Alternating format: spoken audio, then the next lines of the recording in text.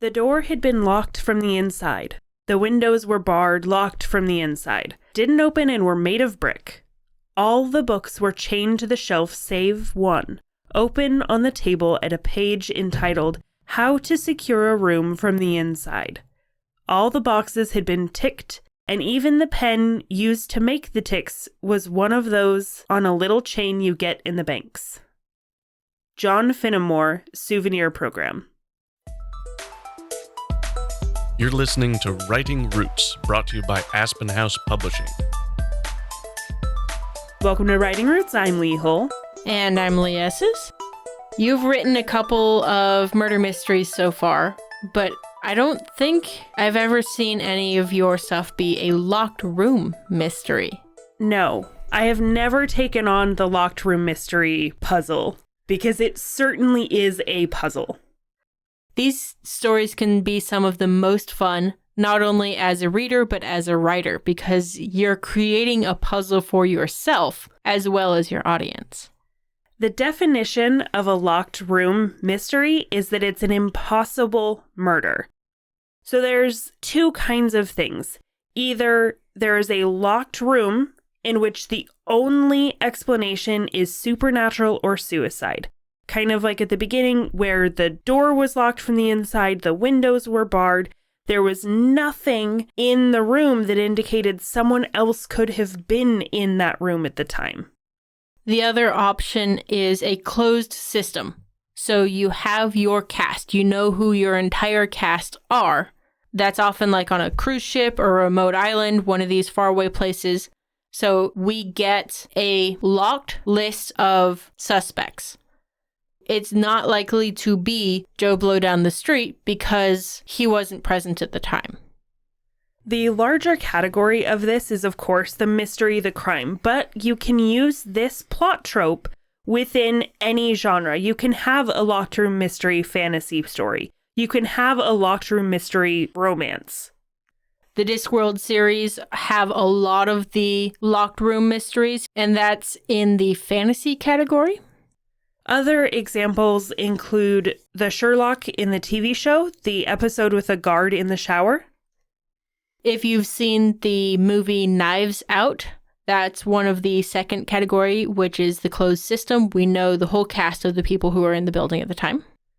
The very first detective story, written by Edgar Allan Poe, was a locked room mystery. It was The Murders in the Rue Morgue. A lot of your Scooby-Doo especially plays to that. It must have been something supernatural. Going along with the Scooby-Doo, Clue.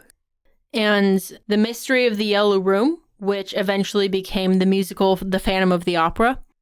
And a lot of mysteries that you'll see played on the stage in theater will be locked room because you have a set cast of characters that it must have been one of these 5 people who killed it. There are a lot of common subtropes that go along with this. Aside from the 2 different kinds of locked room mysteries, you have the title or hero detective usually being eccentric. That's your Sherlock Holmes character, your Scooby-Doo characters. Monk has several of them. Castle even has an alien abduction episode. Another common subtrope is the time-delayed murder. So in the episode with the guard in the shower, something happened where they were actually dead earlier in the day. They just didn't know it yet. When that reveal happens, suddenly the locked room becomes an open room. And that usually leads them very quickly to the actual suspect because you've been narrowing down all these people within this locked room going, well, was it them? Was it them? No, it couldn't have been. And then suddenly you get that piece of information that it's a time delay murder and boom, suddenly you know who it could have been. Another common subtrope is that wasn't the real cause of death.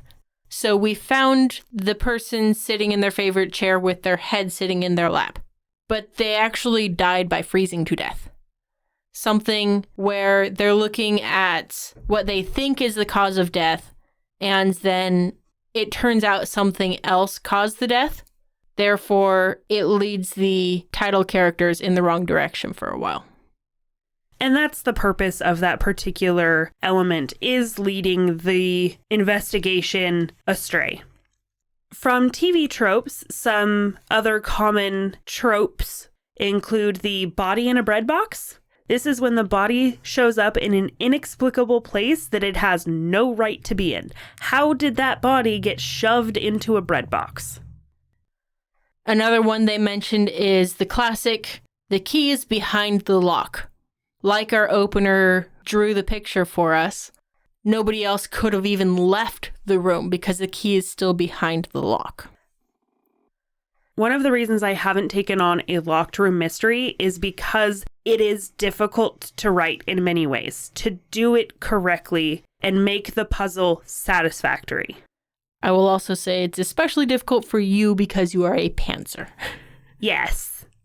It's a very difficult one for a pantser because you have to plot out all of the different elements of a locked room mystery. Let's get into how to write one of these, the tips and tricks that you can use to build a successful locked room mystery. First and foremost, give your main character a reason to solve the murder. Sometimes this will be they're the lawyer and they need to beat the cops to it because the cops are corrupt, or this could be they're the specialty consultant for math-based crimes. Or honestly, as simple as they're the detective, or maybe they're the suspect. There you go. Clear your own name by solving the murder. Sherlock is simply he likes puzzles, and the creepier and weirder the puzzle, the more he likes to solve it. But make it personal for them to be there. You can also include a character that is convinced there's a supernatural explanation. This is especially the case for the internal closed locked room mystery where no one but the victim was in the room at the time. You have that character saying, it was aliens. It was never aliens. It's never aliens. But it is. It was the ghosts. It was the aliens. It was something supernatural that killed them. In the end, this mystery is a lot different than most mysteries because the who is not usually as interesting as the how. How did they particularly pull this off? We know it wasn't so-and-so because he is on camera at a bar during the time of the murder. Well, it's a locked room murder, so maybe he killed him beforehand. How? The who is more of a means to get to a solution than an interest for your reader in solving the mystery. Think of Clue. You don't particularly care if it was Professor Plum or Colonel Mustard or Miss Scarlet, but you do care how they did it. Once you figure out, okay, so it was Colonel Mustard. How did he do this without everybody else knowing that it was him that killed the victim with the candlestick in the library? The next tip is to make sure you still have a ticking clock of some kind. The murderer is still out there and they might strike again. In one of my favorite TV shows, Person of Interest, the person is dying and the antidote to this poison can only be found from the murderer's hands. So you have to solve the murder before the murder is complete. Another thing to include is a very small number of sets. This kind of goes along with the idea that this is very commonly done in theater, but you don't want a lot of scenes that people could have been at. That's part of the locked room element. You have a house, you have a small island, you have a cruise ship that is locked down, that we are keeping everyone here because we know the murderer had to have been in this group. This is one of those genres where the location is really one of the most interesting parts of the story. If you have 17 different locations involved, you as the storyteller are watering down the value of that one locked room and making that locked room interesting. There are other things to not do, along with not having too many different settings. The very first of those is do not include a Deus Ex Machina. She was right in saying earlier, it's never the aliens. It's never the supernatural or the suicide explanation. Revert back to Scooby-Doo for this one. Velma is always the one to point out that it could have been fishing line or projectors or this or that. It wasn't a ghost. It's also very easy to make your explanation underwhelming as well as a deus ex machina. Don't just say, hey, the window was left open, that's how they escaped.